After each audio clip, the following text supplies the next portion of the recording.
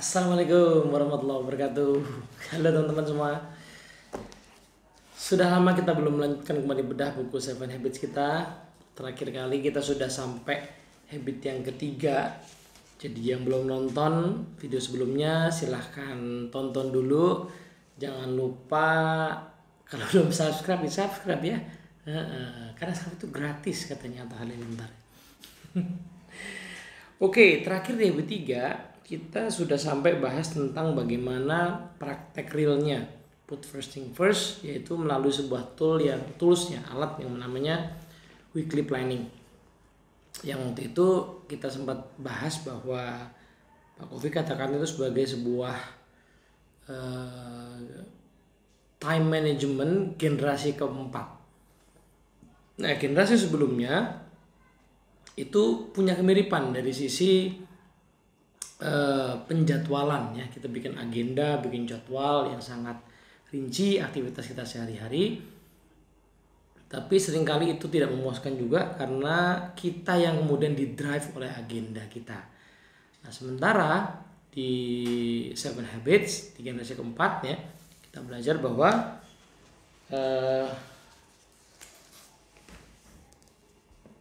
agenda sehari-hari kita itu haruslah didasarkan kepada goals yang mau kita capai, yang didasarkan kepada roles ya, peran-peran dalam hidup yang kita jalani, yang pada akhirnya kita sadar bahwa tidak hanya 1-2 peran saja. Misalnya kita nggak aja soal pekerjaan aja, nggak hanya soal keluarga aja, tapi dua-duanya dan mungkin ada peran-peran yang lain.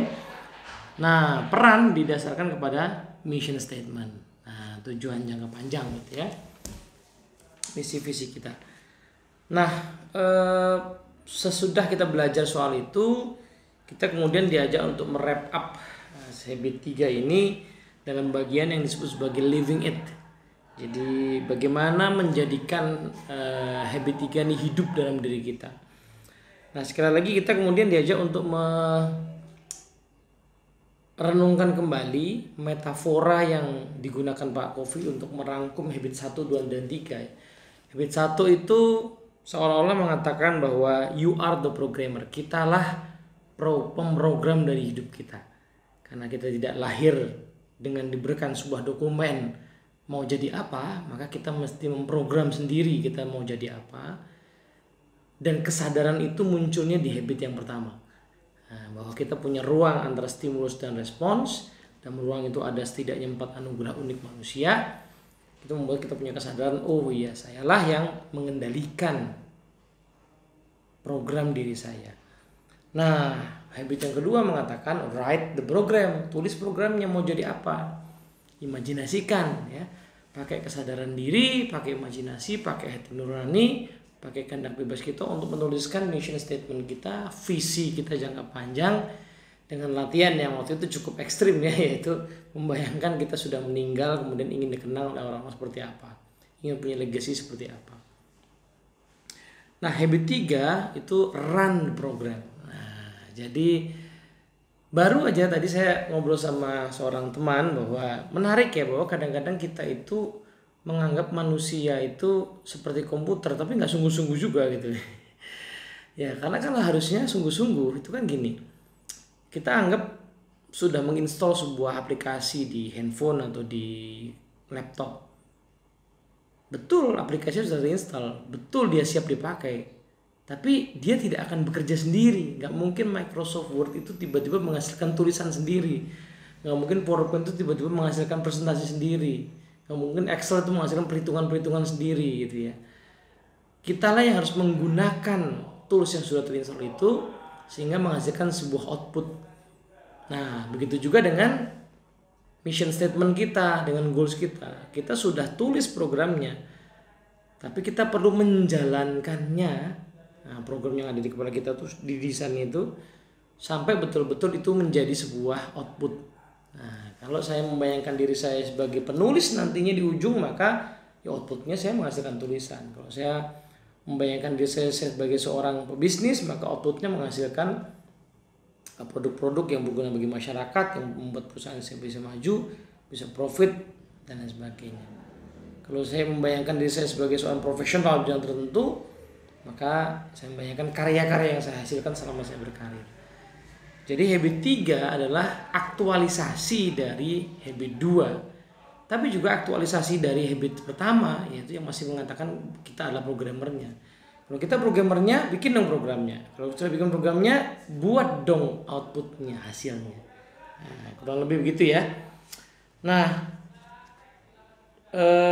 kemudian Pak Kufi membahas bahwa time management generasi 4 ini juga punya keunikan bahwa kita yang memegang kendali atas jadwal, bukan kita yang dikendalikan atas jadwal. Sehingga ada kalanya nanti integriti kita diuji dengan 2 cara. Ujian pertama adalah ada jadwal, ada aktivitas yang penting, tapi stimulus muncul, kuadran 1 muncul, sehingga ada godaan buat kita untuk tidak menjalankannya. Itu godaan pertama.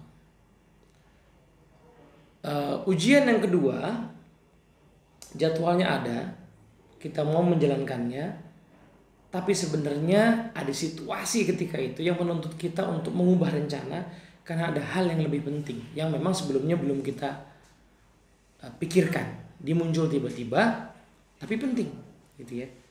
Nah, misalnya dikatakan di sini, terutama yang urusannya sama orang. Ya, hubungan-hubungan kita yang penting lah, dengan anak, dengan sahabat, dengan rekan kerja, dengan tim member kita. Nah, agak susah bagi kita menjadwalkan obrolan penting dengan tim member kita, dengan sahabat kita yang sedang punya masalah, anak kita yang punya masalah, itu dalam hitung-hitungan schedule yang baku. Oh, nanti malam saya mau ngobrol setengah jam. Itu agak susah.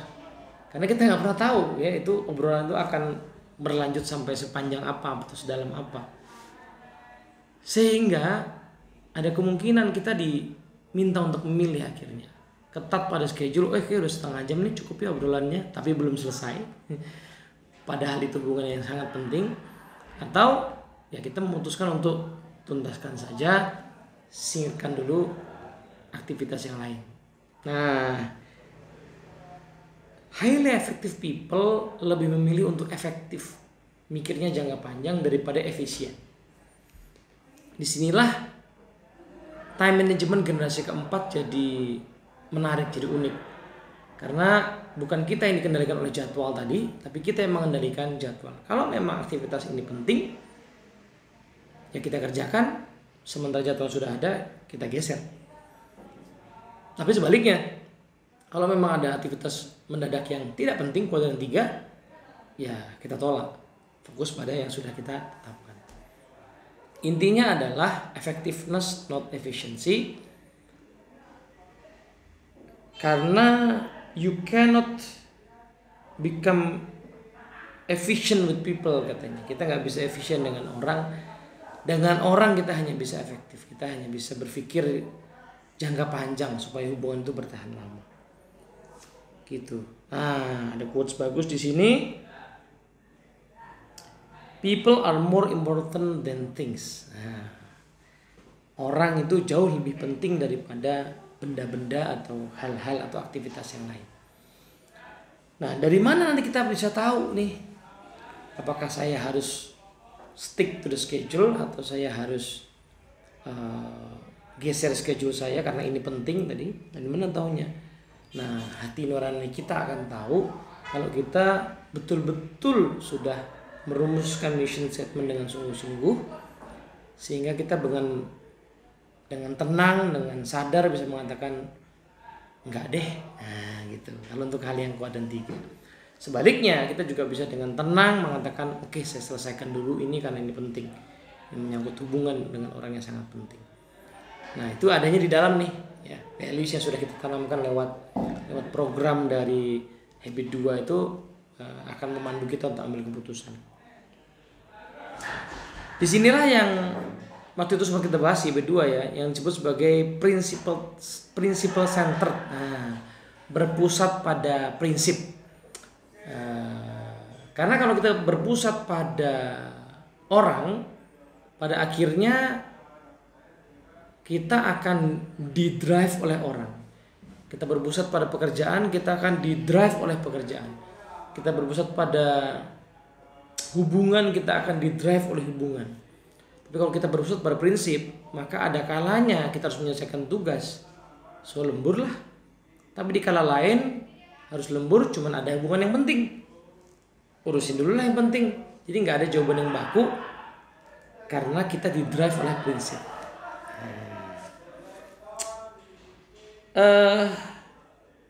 Kemudian Pak Kofi juga mereview ulang ya, kenapa kok time management generasi keempat ini lebih advance daripada yang sebelumnya. Pertama, ini principle center, berpusat pada prinsip, ya sesuatu yang akan membuat kita sukses dalam jangka panjang. Yang kedua, conscience directed, didirect oleh hati nurani kita ya, karena jadwal di-drive dari goal di-drive dari role di-drive dari mission itu kan waktu kita buat sudah menggunakan seluruh daya yang kita miliki kan. Kemudian ya jadwal itu harus mencerminkan unique vision, values, and long term goals. Jadwal itu juga menyeimbangkan seluruh kehidupan kita, aspek kehidupan kita, dan memberi kita konteks yang lebih besar karena weekly ngelihatnya, bukan daily. Jadi kita nggak melihat hidup kita sumpek. Kalau kita lihat seminggu itu kan ya ada sih kalanya seminggu itu penuh banget, tapi rata-rata seminggu itu kan ada hari di mana sangat padat, agak sedang-sedang, mungkin agak lowong. Nah kalau ngelihat seminggu hidup kita akan lebih tenang. Tapi kalau ngeliatnya day to day bisa jadi kita akan sumpah ngelihat jadwal yang terlalu penuh. Nah sampai di sini Pak Kofi memasukkan sebuah bahasan yang agak kena kedua sisi. Satu sisi kena ke habit 3, tapi sebenarnya dia juga kena ke habit 4. Atau paling enggak kena ke urusan public victory lah. Kalau di trainingnya ini masuk ke habit 4. Tapi saya baru paham penjelasannya ya. Nah, beliau katakan bahasan ini adalah menyangkut tentang delegation. Jadi kita bisa lebih fokus mengerjakan hal-hal yang penting kalau kita punya kemampuan mendelegasikan hal-hal yang memang bagusnya dikerjakan bersama-sama oleh orang lain. Gitu. Nah, jadi jangan-jangan kita itu habis waktu karena mengerjakan semua hal yang sebenarnya bisa dikerjakan bersama-sama, bagi-bagi tugas. Nah, cuman memang mendelegasikan sesuatu ini nggak mudah karena ada dua godaannya. Kita mendelegasikan secara efisien atau mendelegasikan secara efektif. Nah, itu godaannya. Itu. Tapi yang jelas di sini dikatakan bahwa kalau kita tidak pernah sama sekali mendelegasi, maka kita akan menjadi orang yang tipenya produser, orang yang memproduksi saja. Nah, kalau kita berhenti di tahapan produser, maka output yang kita dapatkan hanya akan setara dengan input yang kita miliki. Gitu. Ya, satu orang staff ngerjain kerjaan dia, inputnya segitu, outputnya segitu. Nah, dia jadi sales manager, sekarang punya 5 anak buah, tapi masih produser. Ya akhirnya capek. Karena apa? Karena kerjaan dia tidak hanya dirinya sendiri, sekarang ada kerjaan timnya. Yang karena dia produser, timnya nggak jalan, dia kerjain, dia bantuin, dia atur-atur segala macamnya. Ya dampaknya nggak akan optimal karena dirinya outputnya kan segitu-gitu aja, tapi inputnya harusnya 5 kali lipat. Nah kan berarti. Nah disitulah dikatakan bahwa kita mesti geser dari produser menjadi manager, yaitu orang yang bisa mengelola resources sehingga dengan input yang sama hasilnya berkali-kali lipat lebih banyak. Nah delegasi salah satu proses kita untuk menjadi manager. Cuman delegasi yang efektif yang seperti apa? Nah dibahas nih di buku ini. Ada 2 jenis delegasi, yang satu kurang efektif tapi lebih efisien, yang satu efektif. Itu. Yang pertama disebut sebagai governed delegation. Yang kedua namanya stewardship delegation. Governed delegation adalah delegasi yang sifatnya nyuruh-nyuruh secara teknis, kerjaan ini, kerjaan itu. Ya, tanpa ada diskusi, tanpa ada dialog, tanpa memampukan memberdayakan orang yang didelegasikan. Impactnya apa? Impactnya ya orangnya mengerjakan paling banter sesuai yang kita minta, nggak akan lebih. Tapi yang lebih buruknya adalah dia kerja kalau ada kita. Kalau nggak ada kita, dia nggak kerja. Gitu. Nah, yang jelas government delegation ini kita repot banget nih. karena kita harus mengawasi setiap teknisnya.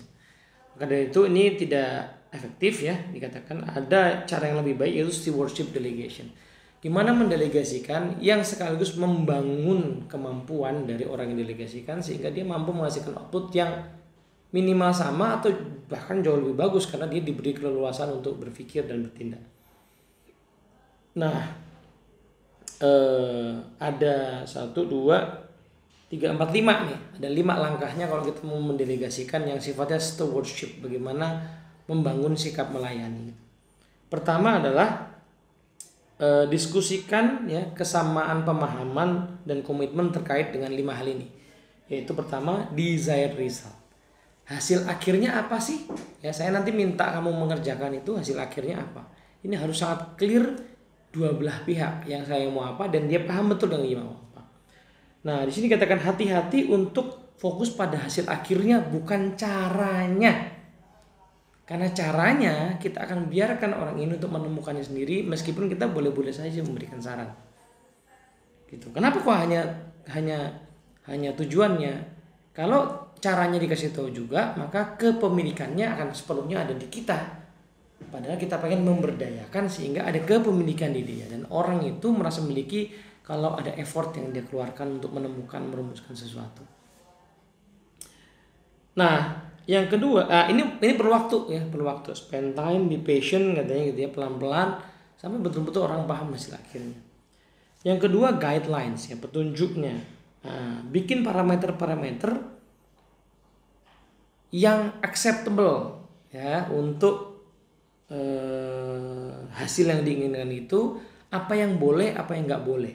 Jadi caranya terserah, tapi yang nggak boleh itu seperti apa itu harus clear juga. Nah, yang ketiga, sumber daya resources. Apa yang boleh dipakai, apa yang boleh digunakan, apa yang boleh diberdayakan. Apakah itu orang, financial, technical, organization resources, yang boleh nggak boleh mana. Lalu yang keempat, accountability. Bagaimana pekerjaan itu akan kita pertanggungjawabkan. Supaya kita tahu progresnya dan apa yang dilakukan setelah itu. Dan yang terakhir, apa konsekuensinya kalau tercapai dan tidak tercapai. Nah, kalau disingkat ya, desired result itu DR ya kan. Guideline itu G, resource itu R lagi, accountability itu A, konsekuensi itu C, maka kita ketemu rumus Dr. Greg. Ya, gitu ya. Nah, ada kisah yang sangat menarik yang beliau ceritakan di sini, kisah pendelegasian yang kalau di trainingnya nih lucu banget cara menjelaskannya ya. Tapi juga ada detail-detail yang lebih banyak bagusnya ada di buku ini. Jadi ketika satu kali mereka punya Pak Kofi dengan anak-anaknya di suatu keluarga ya bikin planning rapat keluarga, merumuskan aktivitas keluarga ini apa saja lah. Mungkin kan mereka nggak punya pembantu ya gitu. Di sana nggak pakai pembantu, orang semua harus kerja sama, plus anaknya 9 juga, jadi ya banyak resourcesnya kan. Nah, ternyata tugas ayah dan ibu cukup banyak, maka yuk didelegasikan. Nah, saat tibalah pada satu momen siapa yang mau ngurusin halaman rumah, which is kalau di video trainingnya diceritakan cukup luas gitu. Ada satu anak namanya Steven juga, jadi anak laki-laki tertua. Nanti pas udah dewasa, anak ini meneruskan jejak ayahnya menjadi konsultan juga, namanya Stephen M. R. Covey yang nulis buku The Speed of Trust gitu ya. Nanti ada kisah dari sisinya dia gitu ya. Someday kita akan bedah buku ini insyaallah. Nah, maka dijalankanlah nih Dr. Greg ini. Desired resultnya diceritakan, green and clean. Nah, green itu hijau, clean itu bersih. Greennya kayak apa? Nah, lihat nih rumput tetangga bandingin sama rumput rumah kita, ya kan? Yang sono hijau, sini kuning. Clean gimana? Yuk bersihin ya, sebagian dibersihin. Nah, ini loh yang kita maksud dengan clean ya, nggak ada sampah, nggak ini nggak itu, gitu kan? Clean and clean. Itu desired resultnya. Guideline-nya seperti apa? Ya tadi ya, cara membersihin sampah dijelasin, kemudian cara bikin hijaunya dijelasin. Tapi dibilang bebas lah, kamu mau pakai sprinkles, mau pakai ember ya, atau kalau di video dikatakan mau meludah sepanjang hari biar tanahnya subur juga silakan. Itu guidelines ya. Resourcesnya dikatakan bahwa ayahnya akan jadi resources. Jadi kalau kamu butuh bantuan, ayah lagi di rumah, minta tolong ayah akan dibantuin. Nah, Jadi you boss yourself, you even boss me. Nah, gitu ya. Kemudian accountability-nya 2 kali seminggu akan keliling untuk ngecek hasilnya. Konsekuensinya tidak didiskusikan secara langsung, tapi ya nggak keberatan lah ngasih uang jajan tambahan. Perlu sekitar 2 minggu di buku ini untuk betul-betul meyakinkan, betul-betul sama-sama yakin bahwa anak ini kayaknya udah bisa dilepas. Ya, jadi udah clear betul ya, geraknya udah jelas betul. Maka oke, deal ya, deal. Setelah 2 minggu tuh ya, takes time kan. Ternyata kagak jalan juga. Iya. Gak jalan dengan kondisi yang anaknya tuh Sabtu nggak dikerjain, Minggu nggak dikerjain, Senin nggak dikerjain, malah main gitu kan. Geram ya. Nah, udah pengen menggunakan win-lose ya, udah pengen menggunakan efisiensi ya. Kamu udah janji loh ya, kerjain ya sekarang. Cepet nih, kalau enggak potong uang saku. Nah, udah pengen begitu tuh. Tapi menarik bahwa kan perjanjiannya nggak begitu ya. Perjanjiannya kan 2 kali seminggu keliling. Kenapa sekarang tiba-tiba ditagih gitu kan? Berarti kan melanggar perjanjian dong si bapak. Dia tahan omongannya, lalu habis makan malam diajakan ngobrol, yuk keliling yuk, sesuai perjanjian kita. Barulah nangis tuh anak.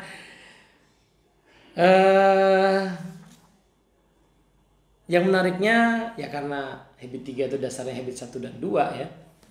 Maka Pak Kofi sengaja menahan dirinya untuk tidak ngomel gitu kan. Nangis kan, makanya nangis sekarang terus. Nah, kayak gitu ya. Tapi dikatakan, oke, sekarang Bapak lagi bisa bantu nih, mau perlu bantuan apa? Nah, kan tadi gitu janjiannya kan. Perjanjiannya 2 kali seminggu, kalau butuh bantuan bilang. Tuh. Sementara sang anak melanggar perjanjian sebenarnya, kok sang bapak berusaha untuk menempati meskipun tadi ada juga pelanggarannya.